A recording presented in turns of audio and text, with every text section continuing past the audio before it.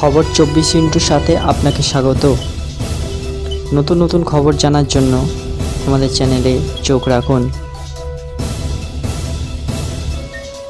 মহেশতলায় জঙ্গল থেকে উদ্ধার বৃদ্ধার দেহ, আটক ছেলে বৌমা। মৃতর নাম প্রভানাথ, বয়স 60।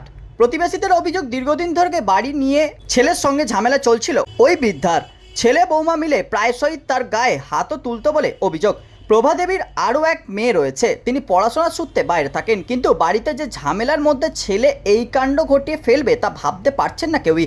স্থানীয় বাসিন্দাদের অভিযোগ, শুক্রবার রাতেই খুন করা হয়েছে ওই বৃদ্ধাকে, তারপর দেহ প্যাকিং করে বাড়ির পাশে জঙ্গলের মধ্যে লুকিয়ে রাখে। শনিবার রাতে ঘটনার কথা জানাজানি হয়, খবর যায় পুলিশের কাছে। খবর পেতে এলাকায় যায় মহেশতলা থানার পুলিশ, শুরু হয় তল্লাশি। জঙ্গলের মধ্য থেকে বৃদ্ধার রক্তাক্ত দেহ উদ্ধার হয়, দ্রুত নিয়ে যাওয়া হয় বেহালা বিদ্যাসাগর হাসপাতালে।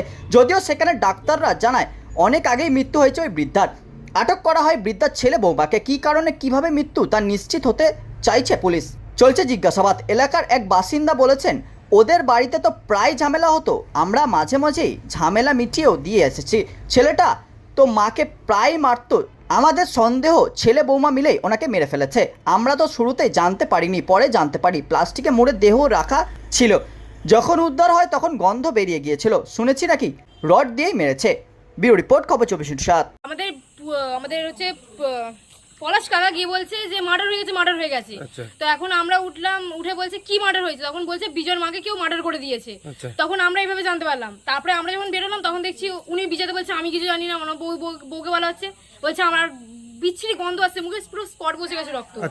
মানে আমরা যেভাবে দেখেছি, আর মুখে কিছু মানে ব্ল্যাক পলিথিন দিয়ে চাপা দেওয়া ছিল মুখ, মানে পুরো শরীরটা, শুধু না নাইটিটা দেখা যাচ্ছিল, আদারওয়াইজ কিছু দেখা যাচ্ছিল না। তো তার জন্য আমরা দেখলাম, দেখে আমরা সবাই মিলে গেলাম, দেখে আরো অনেক অফিসাররা এসেছিল, এসে অনেক কিছু বুঝিয়ে ওনারা নিয়ে গেল। আমরা দেখেছিলাম কালো পলিথিন, মানে মোটা একটা কালো পলিথিন জড়ানো ছিল, জড়িয়ে এবার ওখানে ফেলে, মানে দেয়ালের একটা কোণে ফেলে রাখা ছিল, একদম সাইডে ফেলে। আর মানে উনি তাকিয়েছিল, মানে পুলিশ মানে যারা এ করছিল তারা আবার চোখটা অফ করে নিয়ে আবার নিয়ে গেছে ওনাকে। আমরা আর কিছু আঘাত কোথায় ছিল, মানে যে জানাকে মারা হয়েছে ওনার আঘাত কোন জায়গায় ছিল? মানে মুখে, মানে পুরো মুখ থেকে পুরো রক্ত বেরোচ্ছিল, মুখ থেকে পুরো রক্ত বেরোনো, মুখে স্পট বসে গেছিল, রক্তের যে ছাপ বসে গেছিল। ছেলেই মেরেছে? ছেলেই মেরেছে, আমরা শিওর ছেলে বৌমা দুজন মিলে মেরেছে। দু তিনবার মাকে কাঠারি দিয়ে মারার চেষ্টা করা হয়েছিল। তারপরে ওই ছেলের বউটাই মেরেছে, আমরা শিওর যে ওনার ছেলের বউটাই মেরেছে, ছেলে বৌমা দুজন মিলে মেরেছে, আর কারোর কাজ হবে না। পুলিশ এসেছিল, পুলিশ এসে অনেক কিছু মানে জিজ্ঞাসা করলো, সবার নাম্বার মানে সবকিছু নিয়ে। তারপরে এখন আমরা যখন দেখলাম মানে বিচ্ছিরিভাবে খুন করা হয়েছে ওনাকে, মানে ওই রকম করে কেউ কাউকে করেনি। এই জায়গাটার নাম আগ্রা জগন্নাথনগর। কতটা আতঙ্কিত আপনারা? আমরা খুব আতঙ্কিত, কারণ ওনাকে আমরা সত্যি খুব ভালোবাসতাম সবাই মিলে, পাড়ার সব প্রত্যেকটা বিষয় উনি হেল্প করতো সবাইকে।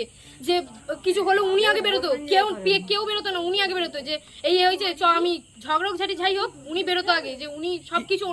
আরে ওই ওনাদের ফ্যামিলি একটা ঝগড়া হচ্ছিল, কিছুদিন আগে ঝগড়া হয়েছে, ওনার ছেলেকেও মানে পাড়ার লোক মেরেছে কারেন্ট আর জায়গা নিয়ে। মানে ওনার ছেলে চাই সব জায়গা আমার নামে। এখন মেয়ে মানে সুজাতে বেশি বাইরে কাজ করে, তো ওনার পড়াশোনা করছে এখন, তো তার জন্য এখন উনি সুজাত বেশি কালকেই আসছে। আমার নাম রমা মুনিয়ান।